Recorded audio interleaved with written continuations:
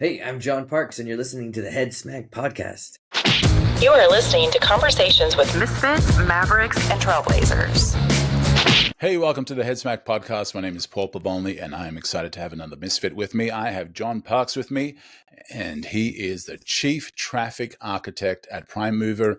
And for more than 10 years now, John has been a coach and stage presenter to tens of thousands of marketers looking to dramatically increase their traffic, conversion, sales, and their sales online. With over $150 million worth of ad spend, John knows his way around ad campaigns like the back of his hand. Whether it's optimizing things on the campaign, audience, or ad creative level, John is the man with the skills, strategy, and expertise and experience to generate world-class results. At his core, John is a man who loves God, country, and family. And John has an amazing wife and 6 kids. John, welcome. Thanks, Paul. I'm glad to be here.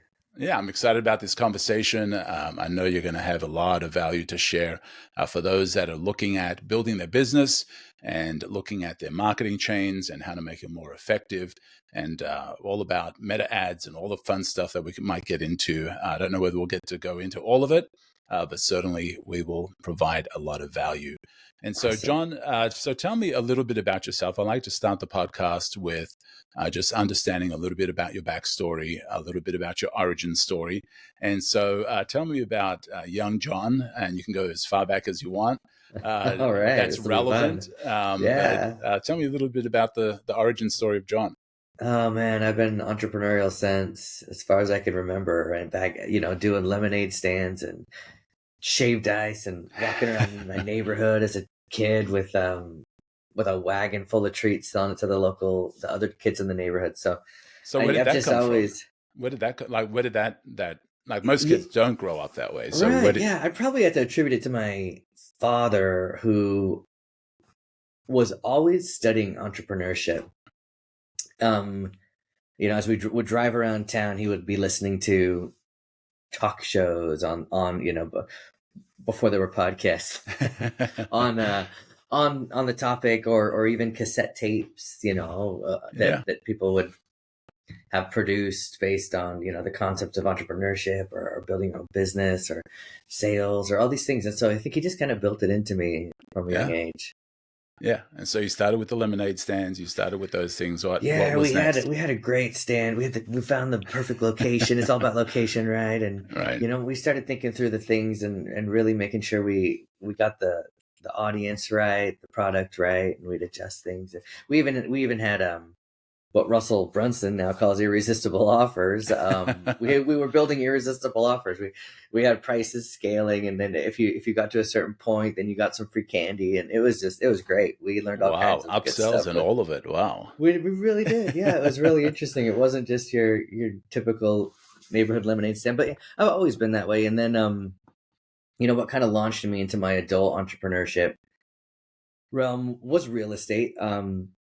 2006, 2007, got involved with some different real estate investors who were basically teaching how to do it without money. And there, I was just a college kid, and I was like, okay, I guess you can do it without money. And so I started to do their methods, and we got involved with a bunch of properties, and it was working until it didn't work in 2008, when everything just Oh, crashed, right? right, right, That didn't work at that point. But that's part of entrepreneurship, is that cycling, right, you right. cycle, and and you find that bottom again, but then the next bottom isn't quite as low, and you cycle like that. Right. And it's an important journey that business builders and entrepreneurs go on.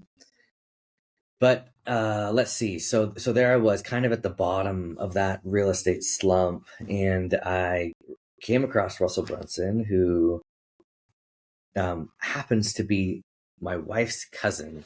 Met him at Wow. at a family reunion. We'd been married for a year, and we were headed up to the lake, and to meet the family, the extended family. And she's telling me about this aunt and this uncle, and this this is who this is, and this is who that you're going to meet over here, and I've got this cousin who's kind of entrepreneurial like you, and his name's Russell, and then this is, didn't skip a beat with it. And then find myself really connecting with him, and he's like, you know what, just come and work for me once you're done with college in a few months. And so I did. What version of Russell was that? Oh wow, pre ClickFunnels, pre author. He hadn't even written a book yet. Yeah, he was just releasing info products under the brand .com Secrets. Wow. And so what made you say yes? Well, so, I mean, part of it because I was at the bottom of my cycle, and usually when you're at the bottom of your cycle, you're looking for someone to help lift you up onto another Right, step. You right. know what I mean? You need to get out of the slump, and so it fit that bill. I seemed to get along with the guy great. I liked what he was doing and was quite interested in learning his version of entrepreneurship. The real estate investing thing hadn't worked for me, and Right. I know it was a timing thing. It works for lots of people, but I needed a new path at that time. So Yeah. And so what were you doing at that point for him? I started, I guess you would call it, be a project manager. I started just manage, the a project of let's see, building a network marketing leg that he was a part of. Yeah. And it was send out cards. Send out cards is a network marketing program that's been around for a couple decades now. I actually haven't looked into it in the last couple of years if it's still going or not. But it was literally greeting cards, and you could use it for marketing, or you could use it for holidays, or keeping in touch, or making people feel good, or all kinds of purposes of a greeting card, right?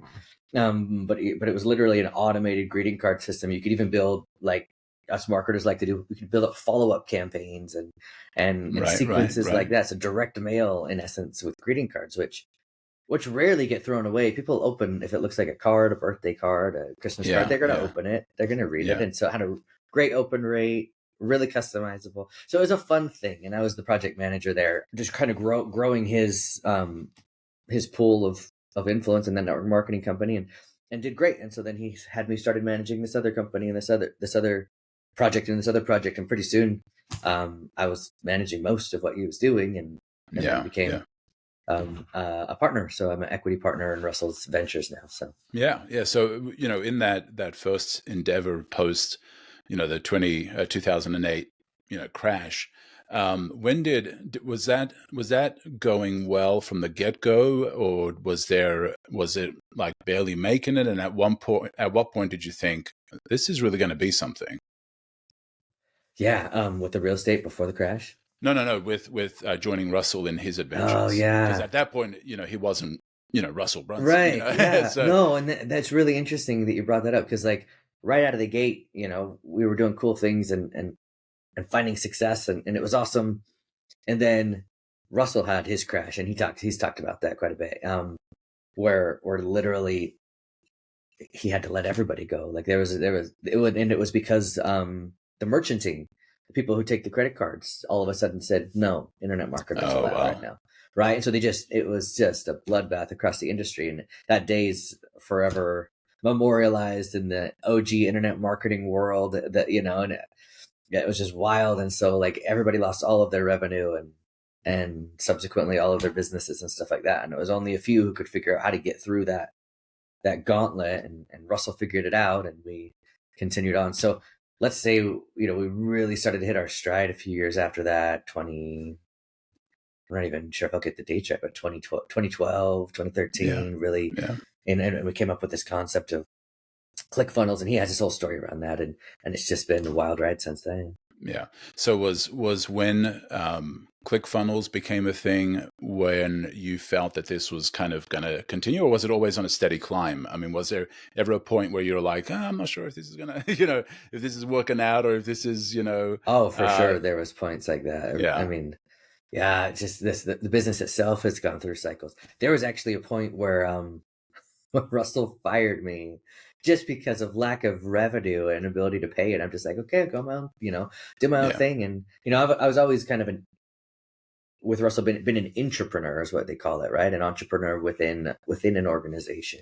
Yeah. Which is an interesting thing. I teach an entrepreneurial class to the local high school. And I teach them, like, you can be an entrepreneur or an intrapreneur, and they're both entrepreneurs, just one. Yeah. One's doing it this way, one's doing it that. And it's an interesting concept.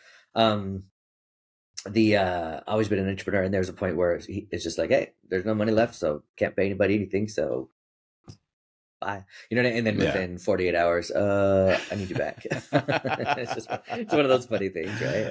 The project manager is a pretty key role Right. in scaling, right? And Right. so Yeah. yeah, when he realized that things weren't getting done, and Mhm. the to-do list was getting longer, he probably realized, yeah, that And was the and not a role to purge.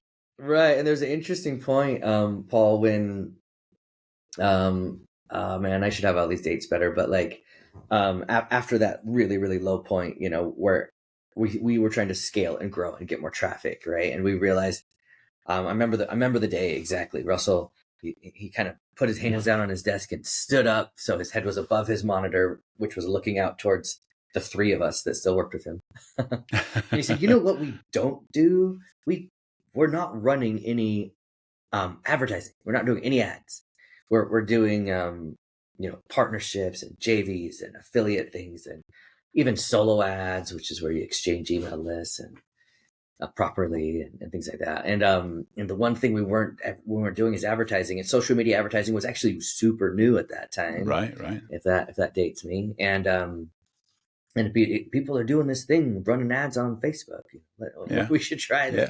Yeah. And so he's like, which of you three that are working in this 4-person company wants to take that on? And I'm like, that sounds fascinating. I'll totally jump into that. And since then, really early on in the early days of social media marketing, I became the traffic guy, and that's what I've been ever since. So do you think that was the tipping point for ClickFunnels when you started doing the paid ads? Or do you feel that came Yeah, for earlier sure. or later? Yes, it was about at the launch of ClickFunnels. If I have my ducks right, about at that time I started running ads for ClickFunnels. It wasn't the ads that was the pivot though. The big change that really, because first Russell and Todd had created ClickFunnels, and they had this great thing, and they launched it, and then they got very few sales. We got very few sales, and we're like, this is such a great thing. Why don't people want it? And we tried to sell it this way and that way and this way and that way. And that's one of the things that you have to realize, like sometimes you create exactly what the industry needs and potentially, hopefully what they want, because people buy what they want often more than what they need. Right, So right. that's something to Absolutely. think about when you have Say an that for the offer. people in the back. That's Right. awesome. Yeah. Yeah.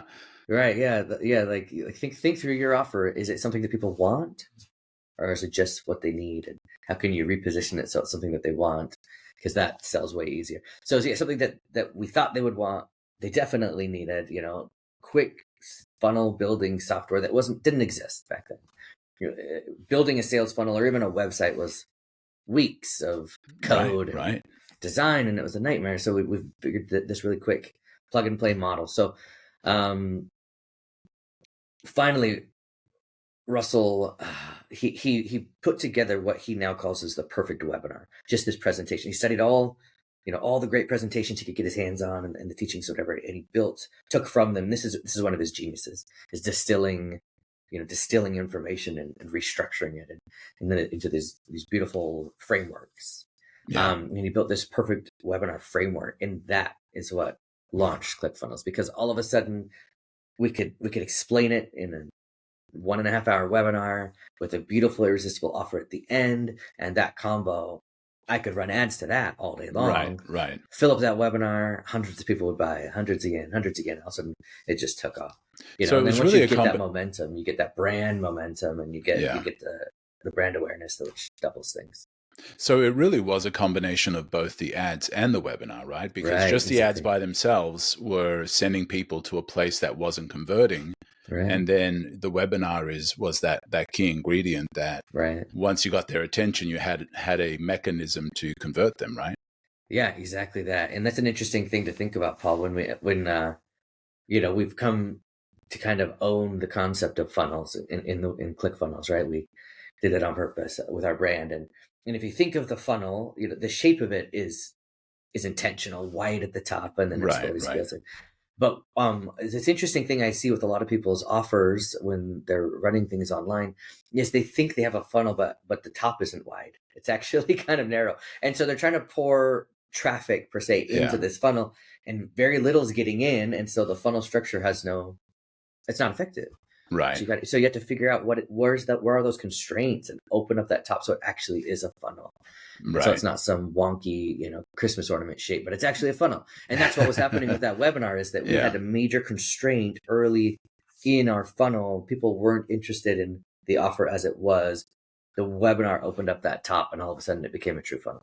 Yeah. And I do remember when I started seeing those ads that you guys were posting, because I'm like, well, who's this 12-year-old and what is he trying to sell me? Right.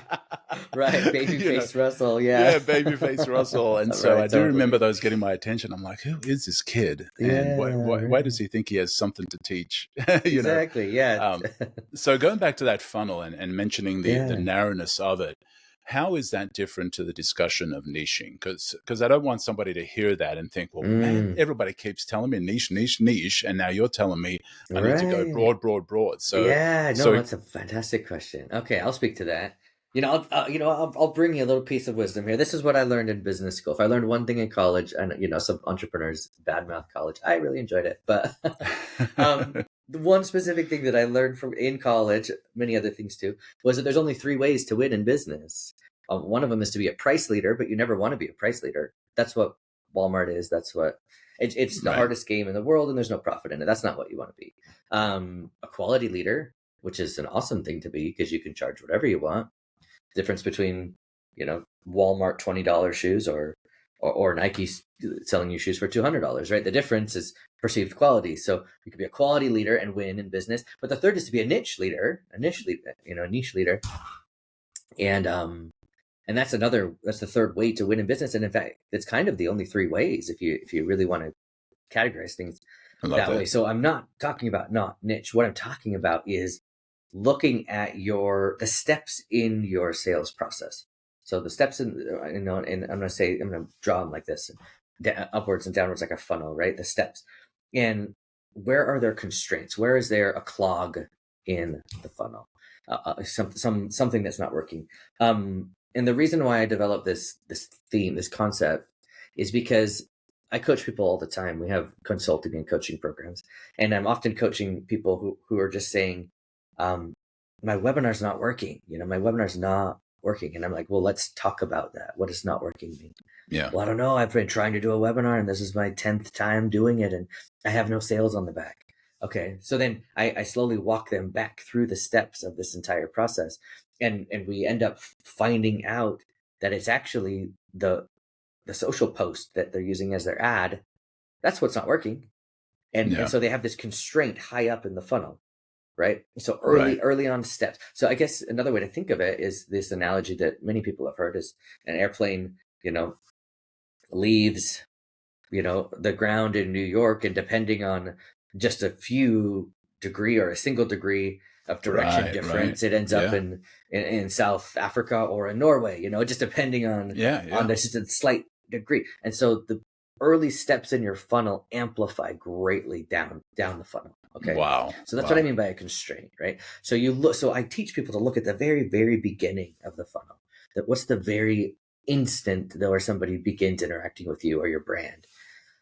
It's that social post. It's that moment where, it's that podcast episode. It's something that's out there interacting with them. Okay, well, what can we learn from this? Is there constraints here? Is this performing as high as it could be? Is there, of the last 10 social posts I did, is there one that stands out?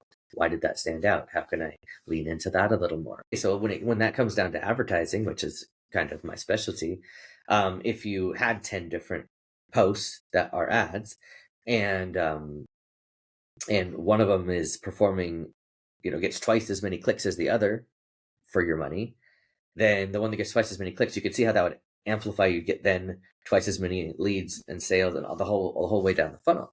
Right. Right. Where instead, so some people really fail to put much effort into testing the ads. They think Yeah. they have an ad that's good enough. Well, is it good enough? Do you Right. realize how much that amplifies the success of your business the whole way down? Right, right, and getting that data, Mhm. and using that data then to make better decisions. So, is that the first thing that you begin looking at when you're talking about the funnel or the marketing chain, as you've mentioned? Is that the first thing you look at? Is the advertising, or is there something else that you kind of go even further back than that? Yeah, so I mean, it is kind of a chicken and the egg, as they say. You do obviously have to have a compelling landing page and sales funnel or whatever for any of it to work. Yeah. But assuming that there's something there and it's somewhat working, yes, I do. I begin with the moment that the customer starts to interact with you, the ad. Um, and there's metrics that I have there. What are you paying for an impression? Are you within this acceptable threshold, or are you outside of it? If so, then we can look at the next step. Okay, the next step, what's the click-through rate? Because that's what you ultimately want to do, is to take people from your ad and have them click through and get to the destination, the Right. landing page. Because if Right. they're not getting there, then why are you in business, right? So, Right. Right. all right, so that's that click-through rate. Is the rate good? Is it? We like to see from Meta ads specifically in our industry, we like to see 1.5% click-through rate or better. If Yeah. it's somewhere between 1 and 1.5%, mediocre, above 1.5, that's good. Below 1%, you can do better. Let's try Yeah. again, right? And for most people, hearing that number is probably a sigh of relief because Mm-hmm. they probably imagine it's got to, to be successful, it's got to be way higher than that. But is Interesting. like 1.5, is that like, and that's like really good, or that's like the beginning of good? Obviously, if you, I guess 50%, 100% is way better. But is that pretty much the Uh, average that you've seen for oh, a yeah, no sign of one's getting success? above. Exactly. Yeah, 1.5% is good enough for you to begin focusing on the next step. Because you could Wow. focus there forever and try to, you know what I mean? And that's another problem Yeah. you can do, Yeah. is you can have this perfectionism thing and never go through the funnel to make sure that it's probably better that you go through in waves, Paul. That's what we do. Is the ad within acceptable thresholds? Great. Next, is the landing page within acceptable threshold? No, it's not. Let's fix that. Because if they can't get through that initial lead capture page, they'll never see the sales page, right? Yeah. And Yeah. so we fix that. I mean, right now we have a funnel where we've identified that is the step that needs improvement.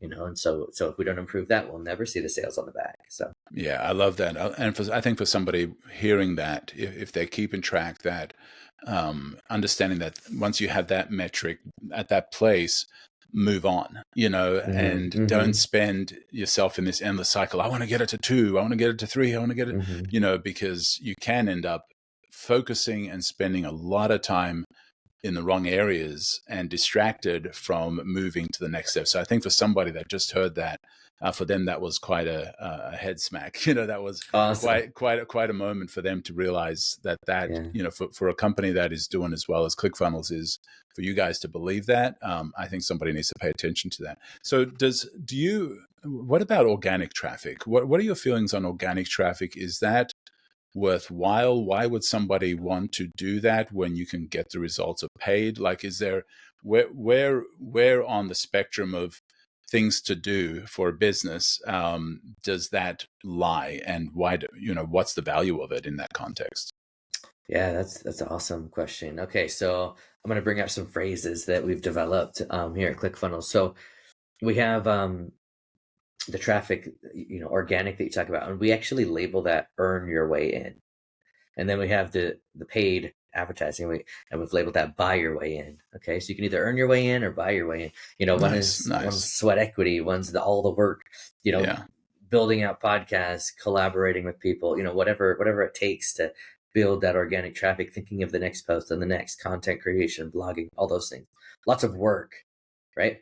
yeah. Um, and it's work, and it's a long runway, and it's slow at first, and then you hope it picks up. But what if it Right, doesn't, right? It's right, right, also right. possible that it doesn't. Yeah, Then there's the buy your way in, which is immediate traffic right now. You just have to pay for it, which means that right. your average order value and your revenues have to be in a better place than they Yeah, would if you were just getting free traffic. So it's this interesting dichotomy between the two. Um, Doing both simultaneously, I think, is a very good idea. right, right. I saw this stat the other day that 85% of small businesses, brands, individuals who try to build significant organic traffic, 85% of them never make it to a significant point. So Wow. you have a 15% chance of that working. Okay. Yeah. So I would never put all my eggs in that basket. Yeah. Well, and I would With imagine. advertising, yeah, go ahead. Go ahead. No. I'll let you Oh, finish your I was thought. just gonna say, I was just gonna contrast that with the advertising side. With the advertising, we call it buy your way in, but we also call it traffic you control, right? Yeah. Because you can Yeah. turn it on or off immediately. $500 in today, and assuming you've got a decent ad, you immediately have traffic. So it costs, but you're in control. Well, and the other thing that just came to mind when you were talking about that too is with doing organic, if you don't have money, you have time, and Right. that's, I guess that could work. But the one thing that you don't, the data that you don't get is your offer any good? Is your Mm-hmm. funnel any good? Is any of that any good? Because you're not getting the traffic to give you the information, right? And whereas with paid, you can get the information a lot faster and say, Mm-hmm. well, man, they did good at this point, but at this point they failed. And you don't get that information as fast when you're doing organic. And so you might have a flaw in your funnel or your marketing chain down the road, but you never understand that or know it or recognize it because you're not getting enough data to make that evaluation, right? Yeah, a really good point. And also the other thing with the advertising, obviously I'm biased because that's my gig, but the advertising is the other benefit there is it forces you to be better Yeah. because you're taking colder traffic and trying to get them to click and react on your page immediately. Um, and so it requires a better setup. You can actually get away with organic traffic. You can kind of get away with a mediocre offer and sales funnel and webinar because you spent much time with these people on social media, on your YouTube channel, on your Instagram, on your podcast. And so they're very warm to you and there's this innate base foundation of trust. And so no matter what you're offering or saying, if they like you, they'll be interested in it in an unnaturally inflated way. Yeah. Yeah. And so, since we're talking about ads, do you have any kind of a formula or anything that you look at that makes an effective ad? Because, somebody might say, okay, well, I've been doing organic. You've convinced me I need to do Mm-hmm. paid ads. Mm-hmm. And they start putting money into paid ads, but then they still fail. Right. What would you tell them to look for or to consider when even creating a paid ad that'll make it more effective? Okay, great question. I think one thing to keep in mind, and this is a marketer's adage that's been around, a confused mind always says no. So make sure that your post is very clear as to what value you're providing. What's in it for me is another thing to think about. So be very clear on a single what's in it for me proposal. Well, yeah. Does that make Yeah. sense? Yeah. Yeah. So Yeah. because some people are like, well, I don't know, you could get this and this benefit and this thing, and they kind of ramble on, and I'm really actually not quite clear on what you're even offering by the time the ad's over, and I'm not going to click through it. I'm not Yeah. interested, right? Yeah. I noticed you were very selective with each one of those words that you just said Yeah. because I think they all matter. And so say that again and then continue your thought. Yeah. Okay. So a confused mind always says no. So remember that. And so when you're trying to teach them a single thing, you know, that benefits them. So what's in it for me? WWFM, what's in it for me, right? Yeah. Is another marketing phrase that's been around for decades. But thinking about those two things in conjunction. So what's the one thing that's in it for them that I want to convey in this ad? And how That's so good. clearly can I convey it? Yeah. Yeah. That's so good. And so they've done that. Obviously creative is important. And so, they've got attention. They've focused on the one thing, the what's in it for me. Why should I care? Whole thing, what's the next step that you start looking at in that marketing chain, in that funnel? Now that you've got the vehicle to get attention, Mm-hmm. what's the next thing that you start looking at that needs to be in place? Yeah, good question. So if we kind of think through, I mean, in a lot of these instances, as we go down this funnel or chain, um, we can zoom in on certain parts of it and see more things. You know what I mean? So like we might be thinking about the landing page and the conversion rate just isn't working there. Well, you can zoom in on that, and there's a funnel inside of a funnel there. As confusing as that is, there's the headline itself. If I switch that out, is that going to affect things? There's the call to action section. There's the layout of the page. Is the call to action that you're asking them to do, the button, it's usually a button click or a field to fill out.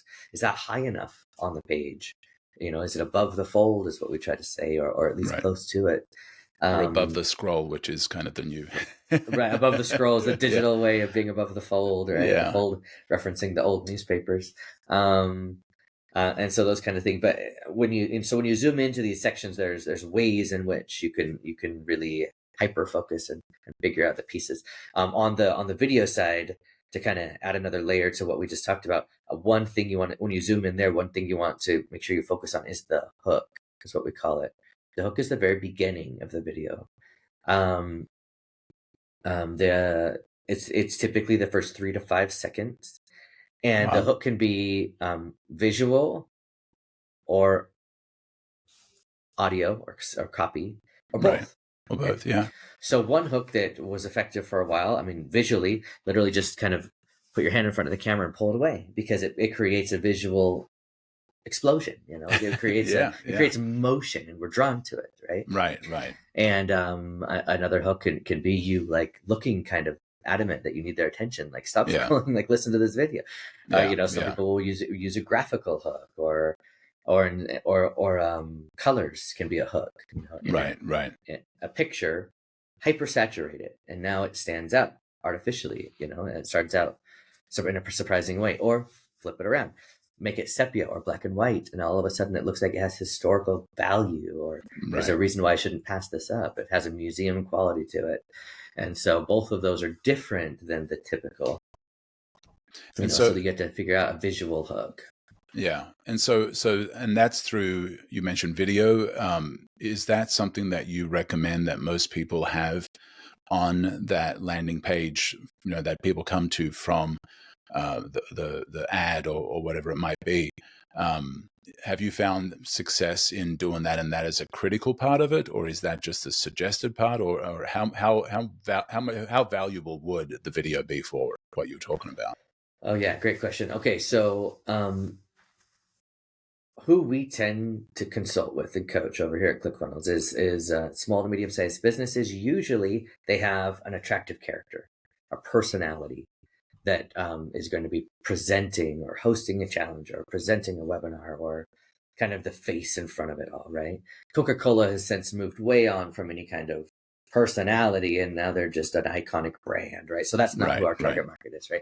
But for the typical small to medium-sized business, it's often an icon. An attractive character is what we call it. So yes, the attractive character makes the business building and growth and traffic so much easier. It is so helpful to have that involved. There are some brands that grow just based on a logo, but it's much more difficult for people to get emotional or attached to the brand. And so that being said, if there is an attractive character involved, and I'm going to say you have 2 initial exposures to these people, one is the ad and one is the landing page. Okay. So at least on one of them, you need video, because you need to build a rapport. And so I've seen both of these models be very effective, and they could both work great. Where the ad is the video, a couple minutes long, and you're able to first hook them, and then clearly describe what's in it for them, and a story, an epiphany works well. An origin story where it's like I was here and now I'm there, and I described my journey to you in 90 seconds or less. And since you kind of went on the journey with me, you now kind of trust me. Yeah. Right. Yeah. And I'm helping you understand the one reason why you should believe that I can help you get here. That's, you build that trust in the video, and then you click through, and then you hit a landing page where it's just an image and an opt-in form that you're registering for my webinar or whatever it is. That's very effective because they have spent some time with you. Yeah. Yeah. Or you can flip it. The ad can be an image that has a hook element to it, something visually interesting or scroll stopping. They click through, and then they hit the landing page, and on the landing page, they're greeted by you in a video where they can then again, start to build rapport in a relationship. Excuse me. And then, but if it's not in either place, I see people have a very difficult time getting that relationship to progress. Yeah. Yeah. So what do you tell the person that says, "Oh man, I don't want to be in front of the camera"? Do you tell them, well, your business is going to fail, or how did they get past that? Because they'll have a million excuses, some Oh, relevant, for some sure. not. How do you encourage them beyond that fear of getting in front of the camera and being that face? Yeah, it's a really interesting question. So there's a few paths you could take, right? You could um, find an attractive character, right? And you A could have spokesman, yeah. someone else. Yeah, a spokesperson, right? And Mint Mobile, for example, I actually have no idea what Ryan Reynolds' relationship is with Mint Mobile, but he's obviously the spokesperson. Does Yeah. he own the company? I don't know, but he's very effective as the spokesperson. Um, Progressive chose Flo, that gal who's always the front of their of their Right. videos. Right. So I mean, those are bigger brands, obviously, but just as examples. So you could find a spokesperson, and a lot of times, one thing to realize in business is a lot of times it's the who, not the how, that we need to focus on. Like, Paul, if I had to do everything in the business, I'll never get the business off the ground, Yeah. right? Yeah. But I could ask myself, well, instead of trying to learn how to do everything, I'm going to look for who can do those things, Right. so being able to outsource that attractive character can be really helpful. Yeah. Yeah. That's one solution you have. Another solution is just you buck up and do it. And Get and over it. Yeah. I don't mean that harshly. What I mean is that, like, you we're often our biggest critic, Right. you Right. know, and we think for whatever reason we aren't attractive enough or eloquent enough or whatever it is, where we have some kind of shortcoming. But the thing is that for most people that can actually be endearing, especially your target audience. You're going to appeal to a certain demographic. And Right. that's good, because remember, there's 3 ways to win in business. One of them's a niche. Your demographic can be your niche, right? Yeah. That you appeal to a very specific demographic. And so they're attracted to you, and not in any way other than like interested in interacting with you, learning more from you, doing business with you, Right. right? So when you're an attractive character, you don't have to be a model. Heaven knows I'm not a model, but I Right. can be an Right. Right. attractive character because I appeal Yeah. to an audience. So, um, and it can be that your method of speaking, the way you explain things, the whatever it is, there's something about you that makes you unique to them, and you've got a certain audience that responds to that. So Right. leaning into that, into my confidence that you're going to do fine. Lean on John's confidence that you'll be fine. Another thing to help is to I wish I had McCall Jones here. She's fantastic. If you haven't ran into her, when she has this thing called charisma hacking, which I think is so neat. But she Yeah. really helps people understand, I guess you'd say, authenticity, what you sound like, and that it's okay to be you. So Right. Right. another example is when I consult with people, I'll be on a call, a one-on-one call like we are right now, and they'll be able to speak quite clearly their benefits and their offer to me, and then I put them in front of a camera, and all of a sudden I'm like, hey, where did Paul Right. go? This is Paul 2.0, and I don't like it. I want Paul Yeah. back. You know what Yeah. I mean? Yeah. Yeah. And Yeah. so for some reason we get this like strange pseudo layer that we throw up. Drop that. However, whatever it takes, there's a bunch of tricks you could do. One is to literally make your video 20 times. By the time you're on the 18th or 19th time, you'll literally be so tired of being the fake you that you're actually the real you. So I love that. Yeah. that can help, right? Well, what's interesting is if you look at the companies that have fandom, that have people that really like them, are the ones that do have a spokesman, or the ones that do have an attractive character. I was just thinking about even Apple. I used to be a fanboy of Apple, like late 90s, early 2Ks. I was super fan of Apple because of Steve Jobs. Like when he came out, and waved something in the air, you knew it was industry changing. It was going to change everybody's world. And it was, Yeah. everybody was about the Steve, and, you knew that stuff's going to come out fresh and something's going to come out different. And he was always out there as the face. And when he passed away, suddenly, Apple became faceless. It really didn't have a attractive character that they put out there that kept the fanboys going. And so now people are like, yeah, it's great. New iteration of a phone. Wow, bigger camera, round edges, square edges, blah, blah, blah. But the fandom doesn't seem to be there as much because it's not personal anymore. It's just a device. It's just another upgrade, whatever. And so I would imagine that that's some of the benefits that you would see from people that have put their faces out there in these videos and put, and created this content, is because it does create a connection that builds more of a loyalty, right? Absolutely. Yeah, you hit it right on the head. That's awesome. So, all right. So, we're talked about, you've got their attention through ads, whether through video or through something static. And there's a video at some point in that marketing chain, that marketing funnel. They've come to the landing page.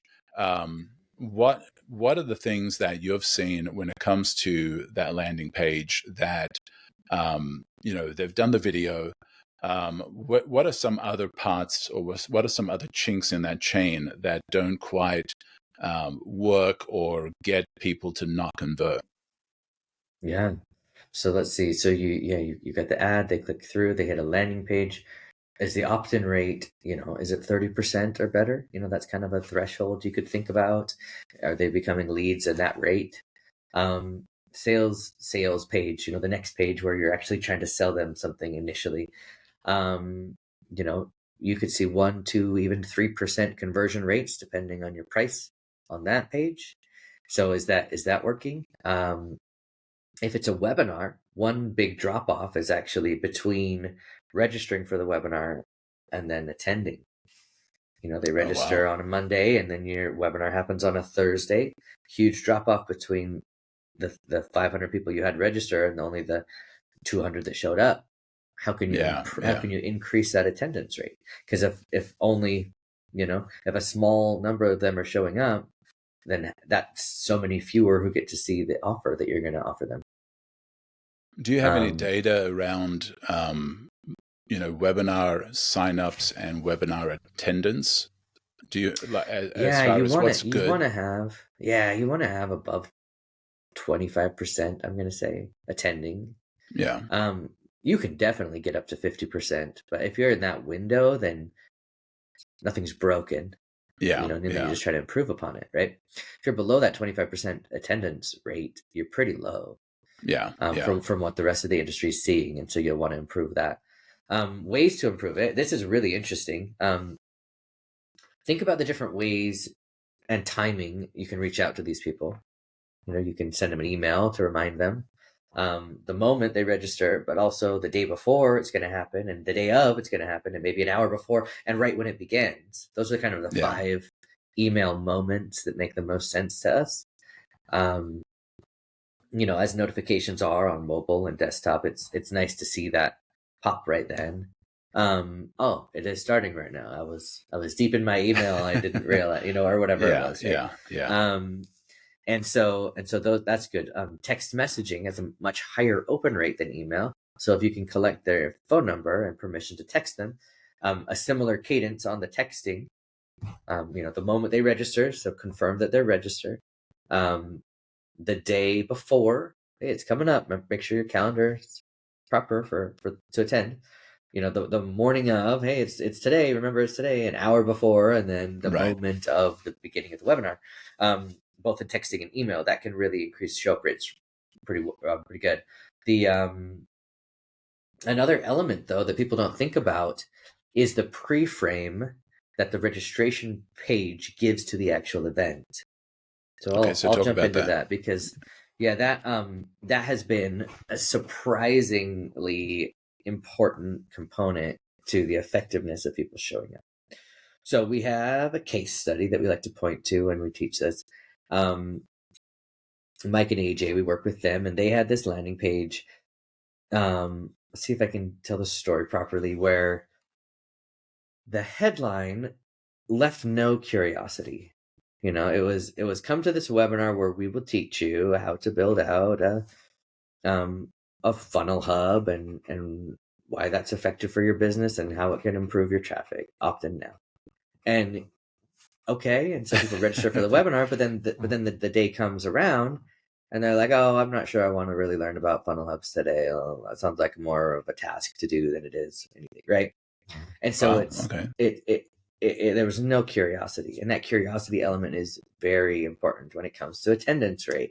Yeah. And so instead, they changed the headline to be more curiosity based, and the attendance on the webinar, I think, tripled. Wow. They went from like 10% attending to 30% attending. And the curiosity, instead, it's the same webinar, it's the same content, but instead it was come to this webinar where we will show you how to do this for your business and this for your business. And you're going to want to make sure you attend because this third element here for your business, most people are getting wrong, and you give them obviously some context around it. So too vague isn't good, but you need to leave some bait out there in the water or they're not going to come. Right. We're these silly creatures as humans where we talk ourselves out of previous commitments all the time. And so you, as a sales, as a marketer, as a salesman, it's kind of your job to help people overcome that human weakness of backing out of commitment or shying away from change. And so that's your duty, right? As a salesperson, as a marketer. So I'm gonna, leave some, because the honest truth, Paul, is that these people were making false assumptions as to what Mike and AJ were going to teach them. They're making false assumptions. Right. Like, oh, I'm sure I've heard it before, and so they talk themselves out of doing what's good for them because of these false assumptions. So leaving some of those loops open, these questions unanswered, helps them help themselves. And so they attend the thing that they obviously are interested in, they want, because they responded to your initial message. Right. But you've created, like you mentioned, these loops, these curiosities that comes from understanding the audience, right? Of what are some of their pain points, what are their felt needs, what are they really looking to solve, right? Exactly. A fascinating study in open loops is what we like to call it, not closing the loop, not resolving it completely, but leaving it slightly open, are things like soap operas. If you go back to the 90s, there's probably still soap operas around, where they might resolve last week's conflict, but in resolving last week's conflict, they've already opened two more. There's no end to the conflict, right? To the unanswered questions, to the suspense, to the conflict. So, or the Marvel cinematic universe. I see you've got some superheroes behind you on the wall there, and their ability to intrigue you with curiosity and give you such anticipation for the next level that they're going to present, the next movie next year coming out. They'll introduce it with some kind of a snippet at the end of the credits that opens a loop. Right. The whole purpose of it is to open a loop. That's the whole concept. Right. And so that you think about that in your marketing, whether you're getting them to register for a challenge, register for a webinar, even just, click through from an ad. Where can you leave curiosity loops, open loops, just like these greats do who write these stories, and implement that kind of a layer to your marketing? It'll really ramp things up. Yeah. Open loops, man. I tell you what, they are devastating. Like when a show gets canceled and you almost need the writer to come in and just like write a blog post and just resolve all the loops. This is what we were going to do. So, and so we're on the web page. We've created the curiosity. We've created the open loops. We've got them to attend the webinar. They've come to the page. One of the things that I've noticed you guys doing is pretty long pages, long.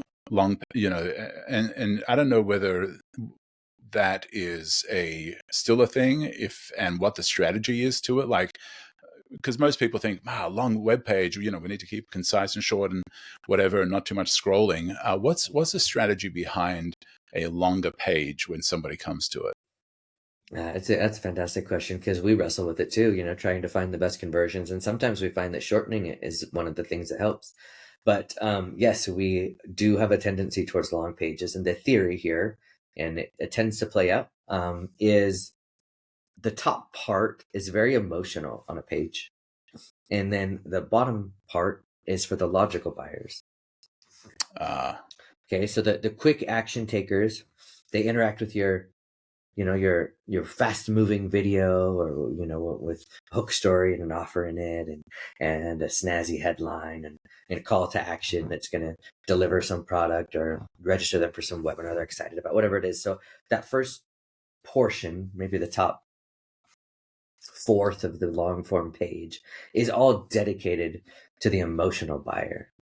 Wow. And that's, wow. we make most of our decisions, humans make most of our decisions with our emotions as much as we think we're logical. I think it was Dan Kennedy who says we buy off emotion, and then we justify it with our logic. It's an interesting pattern that we do. So the rest of the page is both for those who are trying to justify the purchase, sincerely want more information, because there are people who just it's Nicholas Kusmich who taught me this one. He says, if you go to the public pool and you're swimming laps for exercise, there's a fast lane typically, and then a medium, and then a slow lane.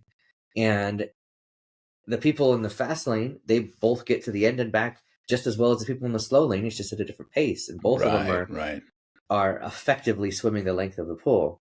So you have to market to both of those people who make the quick decision and people who take some time to make the decision. Both of them are effective buyers and worthwhile buyers. In fact, I'd even argue those who are slower to make the decision to say join your software, or has a monthly fee, are probably also slower to cancel. And so maybe they're even a higher lifetime value of a customer. So make sure you do cater to them as well, right? Yeah. So when it comes the longer to form page helps that. Yeah. So I know you guys are very much about the data. So what have you found percentage-wise between fast buyers or emotional buyers and those that take a little time? Do you have any data around that of, what percentage of people have you found that are in either category? Yeah. If the data I would have to reference, because categorizing them like that would be a challenge for sure. But the data we do have is heat maps on the websites. Right. So where are people interacting with the website, clicking on the website, things like that. That emotional section, less than 75% of the people interacting with your website reach below that.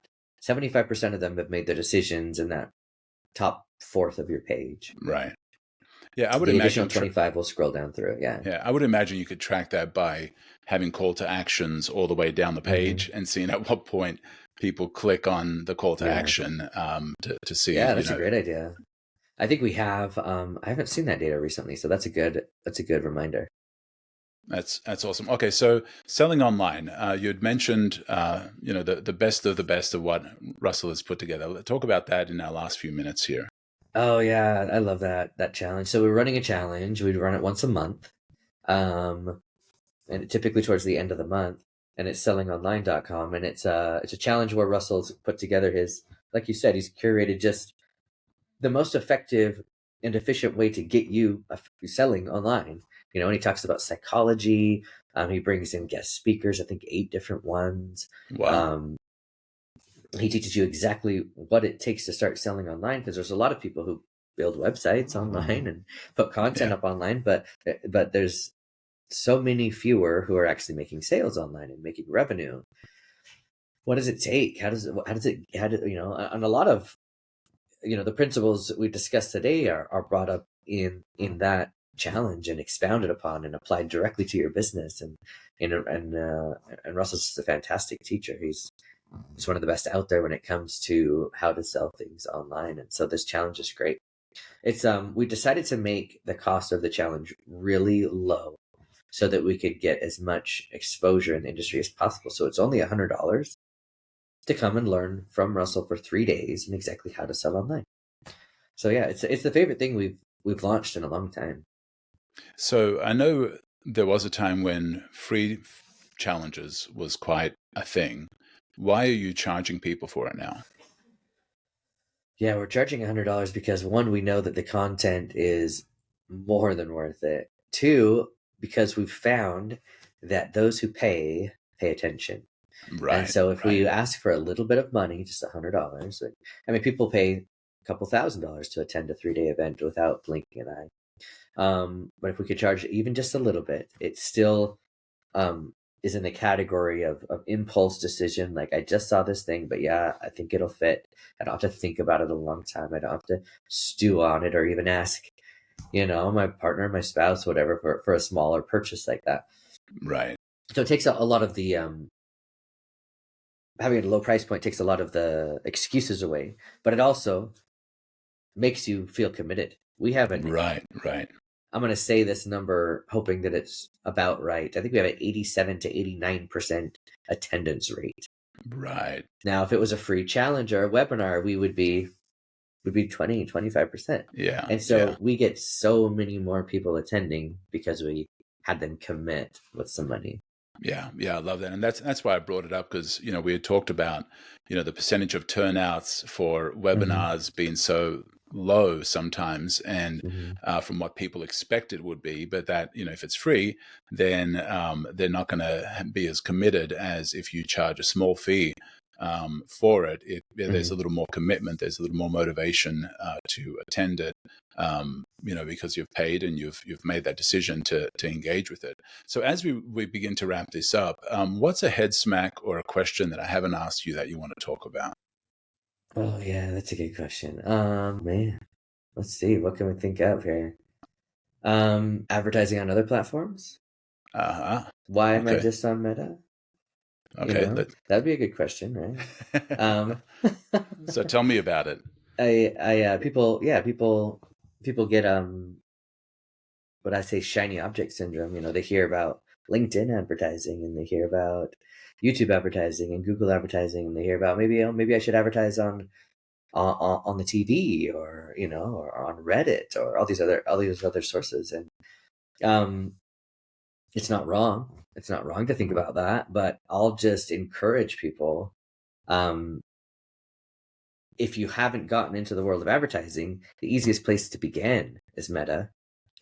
You can, and some people might say, well, hey, Paul, I tried advertising. I threw up YouTube ads and I just couldn't get any return on my investment. I would really encourage people to start with Meta ads. It's the algorithm is extremely effective at finding your target audiences and your customers. The cost is lower than any other platform that I know of. So it's just like, it's the easy place to begin your journey, to learn it, to cut your teeth, as they say, and get good enough that you can then graduate yourself to other platforms. That is awesome. Great way to end this. Man, John, this has been amazing. I know you have a hard out and we've got a little bit over time already, but I do appreciate you coming on, man. Thank you so much. It's been my pleasure. You are listening to Conversations with Misfits, Mavericks, and Trailblazers.